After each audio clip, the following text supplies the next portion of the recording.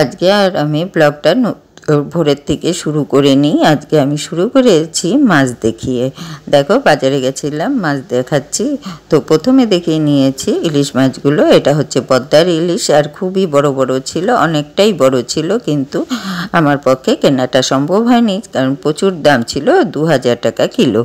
তো দেখো এখানে কতগুলো মাছ আছে, আর অনেক বড় বড় মাছ ছিল। আর আমি নিয়েছি যে কাজলি মাছ ছিল, কাজলি মাছ অল্প করে নিয়েছি, আর কিন্তু কিছু নিইনি। দেখো এখানে কি সুন্দর মাছ আছে, আর ঘরেও ছিল কাতলা মাছ, সেটা দিয়ে ঝোল বানিয়েছিলাম কাতলা মাছের। তো দেখো মাছের মাথাটাও কাটা মাছও আছে। চিংড়ি মাছগুলো খুব ভালো ছিল, কাতলা মাছ বড় বড় বেশ মাছ ছিল। আর তোমাদের সঙ্গে তাই আমি একটু শেয়ার করে নিলাম, মাছগুলো ভালোও লাগছিল দেখতে, তাই একটু শেয়ার করে নিলাম। তো বাজার থেকে আসার সময় ঢেঁকি শাকও নিয়ে এসেছিলাম। তো ঢেঁকি শাকটা ভালো করে ঝেড়ে ওটা পাড়ি দিয়ে ঝেড়ে নিতে হয়, ঝেড়ে তারপর ওটাকে বাছতে হয় কুচি জায়গাটুকু। তো তোমরা খেয়েছো কি না কোনো দিন আমি জানি না।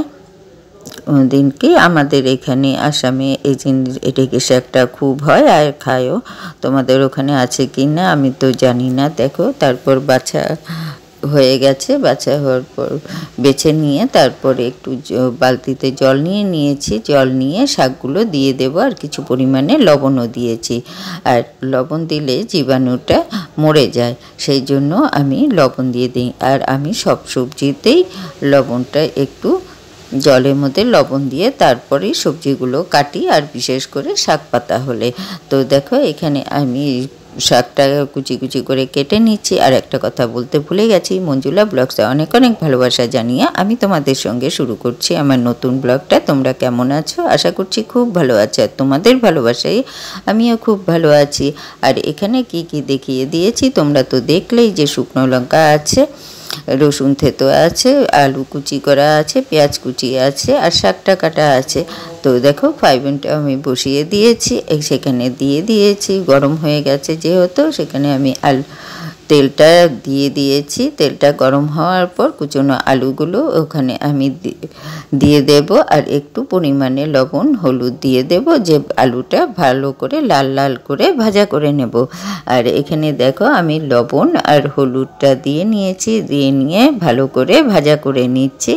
আর লাল লাল হলেই নামিয়ে দেব। এই যে আমি নামিয়ে দিয়েছি, আলু ভাজাটা হয়ে গেছে। তারপর সেই তেলে দিয়ে দিয়েছি শুকনো লঙ্কাগুলো, আর লঙ্কাটা ভাজা হলেই সেখানে আমি দিয়ে দেব থেতো করে যে রসুন রেখেছি, সেই রসুনটা দিয়ে দেব।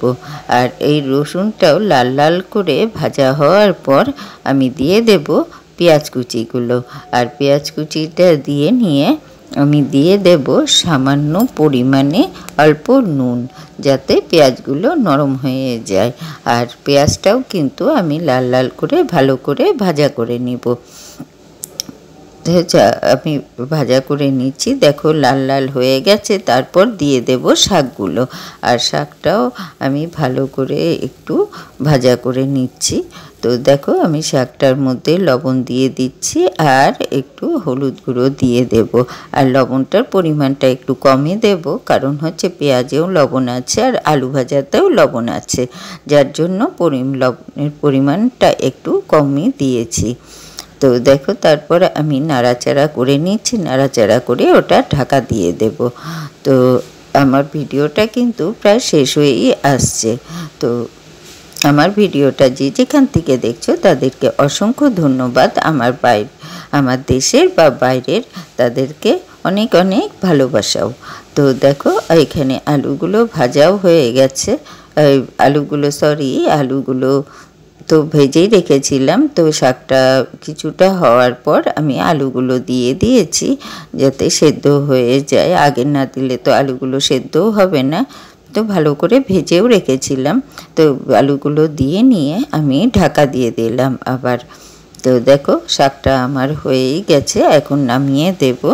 আর আমার ভিডিওটা যদি কোথাও একটু ভালো লেগে থাকে, তাহলে আমার বন্ধু হয়ে পাশে থেকে যেও, কেমন?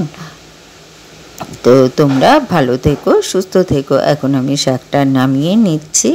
দেখো এখানে আমি নামিয়ে নিলাম ভালো করে। ভাজাও হয়ে গেছে। আর এই শাকটা খেতে কিন্তু খুব ভালো লাগে, খুব সুস্বাদু। তোমরা বানিয়ে খেয়ে দেখো। ভালো থেকো, সুস্থ থেকো। শুভরাত্রি, টাটা সবাইকে।